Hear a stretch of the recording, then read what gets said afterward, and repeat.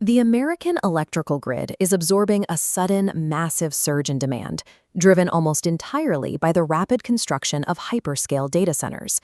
We are no longer talking about steady, incremental community growth. Single new data centers are requesting hundreds of megawatts of continuous power at a time.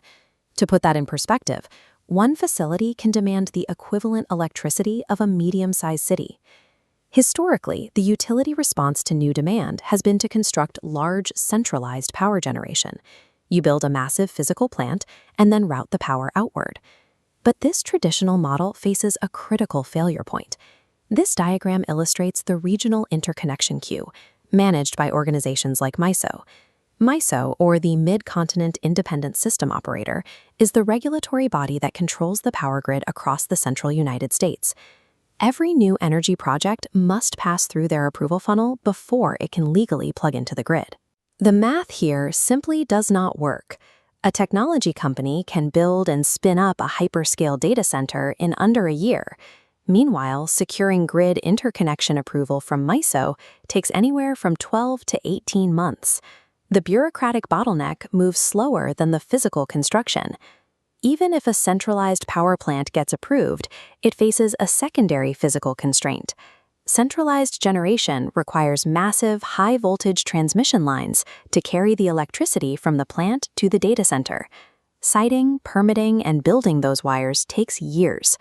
When utilities eventually build those multi-billion-dollar transmission upgrades, the technology companies aren't the only ones paying for them. The costs are rolled into the rate base, meaning residential ratepayers end up footing the bill for the new lines. Building big centralized plants and laying hundreds of miles of transmission lines is too slow and too expensive to support the hyperscale era. To understand why this sudden baseload is dangerous, we have to look at peak demand. Peak demand refers to the brief, highly stressful windows, like a severely hot summer afternoon, when a region's total energy consumption hits its absolute maximum limit. When the grid approaches this breaking point, utilities historically respond by firing up peaker plants. These are standby fossil fuel generators, often burning natural gas or coal, designed to spin up quickly to prevent system blackouts. Peaker plants have terrible economics. Ratepayers spend millions of dollars every year to maintain and staff these facilities, even though they might only run for a few dozen hours annually. This area chart maps the impact of hyperscale data centers. Data centers run a relentless 24/7 baseload. By raising the daily floor of electricity consumption, they consume the grid's safety buffer, leaving a razor-thin margin before crossing the red maximum capacity threshold. The grid must increase its peak capacity to avoid blackouts, but doing so by building more fossil fuel peaker plants or waiting years for new transmission lines is financially and environmentally toxic. Preventing grid collapse does not require constructing more physical power plants. It requires a mechanism to instantly reduce effective load across the system. The electrical grid operates on a strict thermodynamic balance. From the grid operator's perspective, generating an additional megawatt of power is mathematically identical to instantly shifting or reducing consumer demand by 1 megawatt. This brings us to distributed energy resources, or DERs. DERs are small-scale power generation or storage technologies located close to where electricity is used.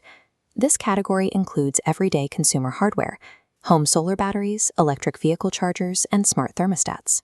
Individually, these devices are just passive, isolated consumer appliances regulating a single home, disconnected from the broader energy network, but they can be networked. This diagram maps out a virtual power plant, or VPP. A VPP is a software architecture that connects these distributed resources together. The VPP software aggregates thousands of individual home batteries, EVs, and thermostats into a single unified system. When peak demand hits, an aggregator's algorithm synchronizes these devices. By slightly lowering the charging rate on 1,000 EVs or discharging 2,000 home batteries at once, the software dispatches a massive block of energy exactly like a 100-megawatt physical utility asset. Physical power plants are located far away from the cities they serve. Virtual power plants exist entirely behind the meter. They are located directly inside the population centers experiencing the demand. This location provides a massive engineering advantage. Because the capacity is already sitting on the existing local distribution system, VPPs completely eliminate the need to construct new, long-distance transmission lines. By avoiding new transmission wires and centralized generation facilities, a virtual power plant cleanly bypasses the 12 to 18-month MISO interconnection queue. VPPs solve the hyperscale grid shock by transforming the residential energy footprint. Software turns scattered household appliances into a high-speed, utility-scale asset. The choice between constructing a physical peaker plant and activating a virtual power plant ultimately comes down to basic economics. This bar chart compares the CapEx, or capital expenditure, the upfront money spent to build physical assets, of a physical peaker plant against a virtual power plant.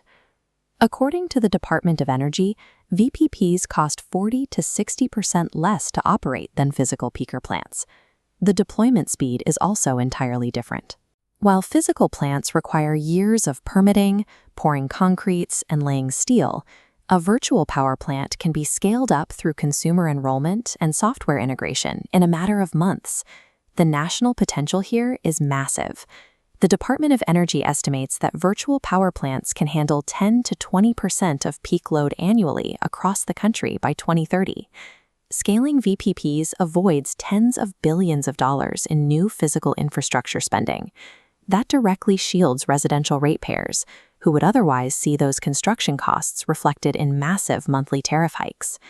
Virtualizing power is not an experimental environmental policy.